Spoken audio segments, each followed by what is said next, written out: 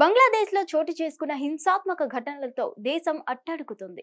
రిజర్వేషన్ల వ్యతిరేకత ఉద్యమం ఊపందుకున్న దశలో అనూహ్యంగా బంగ్లాదేశ్లో రాజకీయ పరిణామాలు ఒక్కసారిగా మారిపోయాయి. ఈ సమయంలో ప్రధానినే పారిపోయేంతలా చేసిన బంగ్లాదేశ్ సంక్షోభం ఏంటి? ఎందుకింత తీవ్రంగా ఉంది?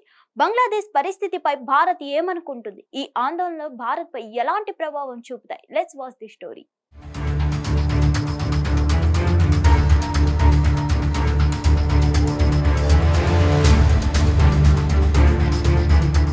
బంగ్లాదేశ్లో రాజకీయ సంక్షోభం తీవ్రంగా నెలకొంది. అక్కడి అధికార పార్టీ అవామీ లీగ్ తెరపైకి తీసుకొచ్చిన కోటా బిల్లులు హింసాత్మక పరిస్థితులకు బీజం చేసింది. బంగ్లాదేశ్ ప్రధానమంత్రి షేక్ హసీనా 1971లో దేశ స్వతంత్రం కోసం పోరాడిన వారి కుటుంబ సభ్యులకు ప్రభుత్వ ఉద్యోగాల్లో 30% రిజర్వేషన్లు కల్పిస్తూ నిర్ణయం తీసుకున్నారు.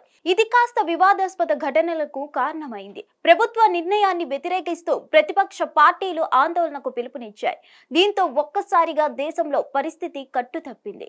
శాంతి భద్రతలకు క్షీణించాయి. ప్రజలు ఆందోళనలు చేస్తూ రోడ్ల మీదకి వచ్చారు.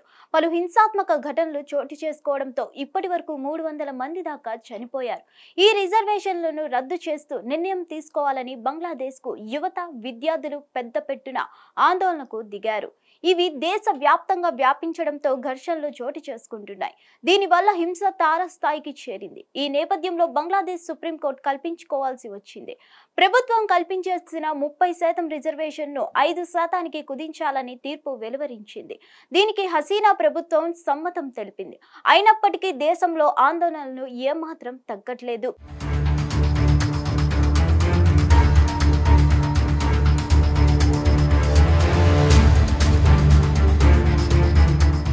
దేశంలో ఇప్పటికీ హింస పెరిగిపోతున్న క్రమంలో ప్రధానమంత్రి హసీనా ఆందోళనకారులతో చర్చలు జరిపేందుకు నిర్ణయం తెలిపారు.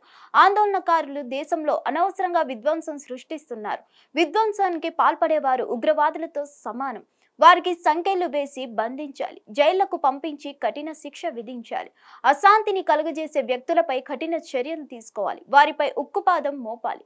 అప్పుడే దేశంలో శాంతి పరిడ విల్లుతుందని హసీనా ఘాటుగా వ్యాఖ్యానించారు. ఇదే సమయంలో ఆందోళనకారులతో తాను చర్చలు జరిపేందుకు సిద్ధమని పిలుపునిచ్చారు. అయితే అందుకు వారు ఒప్పుకోలేదు.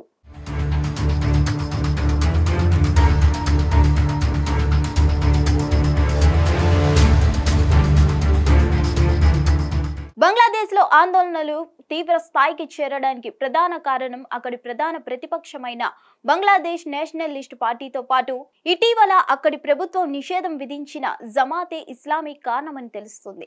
ఆ రెండు పార్టీలు హింసను ప్రేరేపిస్తున్నాయని అంటున్నారు. అయితే ఆ రెండు పార్టీలు మాత్రం తాము ఆందోళనకు మాత్రమే మద్దతు ఇచ్చామని, దేశంలో పెరుగుతున్న హింసకు తాము కారణం కాదని చెప్తున్నాయి. ఆందోళన తీవ్రం రూపం దాల్చేందుకు ప్రధాన కారణం ప్రజల్లో పెరిగిపోయిన అభద్రత భావం అని ఆ పార్టీలు అంటున్నాయి. ఇక దేశంలో ఇప్పటి వరకు ఆందోళనలో 300 మంది దాకా చనిపోయారు. నిరసనలు హింసాత్మకంగా మారడంతో ప్రభుత్వ, ప్రైవేట్ ఆస్తులు ధ్వంసం అవుతున్నాయి. ప్రజా రవాణా వ్యవస్థ ఎక్కడికి అక్కడ స్తంభించిపోయింది. దీంతో షేక్ హసీనా తన ప్రధాని పదవికి రాజీనామా చేయక తప్పలేదు. చివరికి ఆమె దేశం విడిచి వెళ్లిపోయారు. ముందుగా ప్రత్యేక విమానంలో భారత్కి వచ్చారు. ఆ తర్వాత లండన్ వెళ్లేందుకు ప్రణాళికలు రూపొందించుకుంటున్నారు. అయితే సుప్రీంకోర్టు తీర్పుతో దేశ స్వతంత్ర ఉద్యోగంలో పోరాడిన వారికి 5% మాత్రమే రిజర్వేషన్ ఇచ్చేందుకు ప్రభుత్వం ఒప్పుకున్నప్పటికీ ఆందోళనలు ఏమాత్రం తగ్గకపోవడం విశేషం. అయితే ప్రస్తుతం బంగ్లాదేశ్ లో నెలకొన్న ఆందోళనల నేపథ్యంలో అక్కడి పరిస్థితులను భారత్ జాగ్రత్తగా గమనిస్తుంది. ఈ అల్లర్ల వెనుక ఎవరైనా ఉన్నారా? ఉగ్రవాద సంస్థలు తమ లక్ష్యాన్ని అమల్లో పెట్టేందుకు ఇలాంటి ఆందోళనలకు పిలుపునిచ్చాయా అనే కోణాల్లో భారత విదేశాంగ శాఖ పరిశీలనలు జరుపుతుంది. ఇప్పటికే విదేశాంగ శాఖ మంత్రి జైశంకర్ ప్రధాని మంత్రి నరేంద్ర మోదీతో మాట్లాడారు. బంగ్లాదేశ్ లో నెలకొన్న పరిస్థితులను ఆయనకు వివరించారు.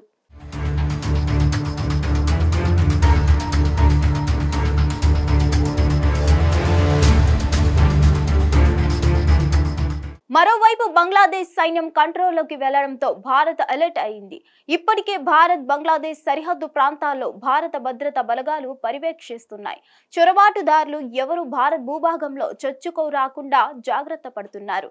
ఇక బంగ్లాదేశ్ లో ఇరుక్కుపోయిన 3000 మంది విద్యార్థులందరినీ భారత్ కు ప్రత్యేక విమానం ద్వారా తీసుకొచ్చే ఏర్పాట్లు సత్వరమే చేపట్టాలని కీలక నిర్ణయం తీసుకున్నట్లు సమాచారం.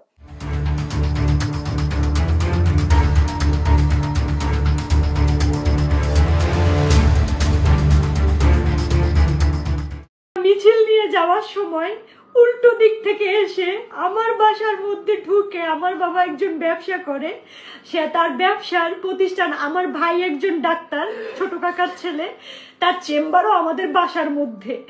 এই চেম্বারের মধ্যে ঢুকে আমাদের পুরো ভাইরা চুইরা কিচ্ছু রাখে নাই। আমার কাকাকে খুঁজতেছিল, আমার ভাইকে খুঁজতেছিল, মানে এরা কোথায়। আমার মা বাইরে ছিল, আমার মা শুধু নিরুপায় হয়ে দাঁড়ায় দেখতেছে যে ঘরে ফ্যান বলেন, খাবার জলের জগ বলেন, একটা একটা গ্লাস বলেন, কিচ্ছু রাখে নাই, পিটাই ভাইয়া ফেলাইছে। বাবা যতটুকু পারছে ছবি তুলছে এবং বাবারে মারছে, বাবার গায়ে হাত দিছে। আর আমার ছোট কাকা তো পলাই আছে, আমার ছোট কাকাকে ওরা খুঁজতেছে। মানে আমরা কতটা নিরুপায় আজকের এই ছাত্রদের কারণে। আমরা এখন কি দেশ ছেড়ে নিজের জায়গা জমি ছেড়ে কি আমরা ইন্ডিয়া পালাই যাবো, এটা মনে করতেছে সবাই। কেন ইন্ডিয়া যাব? আমরা স্বাধীন দেশে বাস করি না? আমরাও দেশের নাগরিক না? তো তাহলে কেন আমাদের সাথে এরকম হবে? আমরা তো স্বাধীনতা, ঠিক আছে, সবই ঠিক আছে।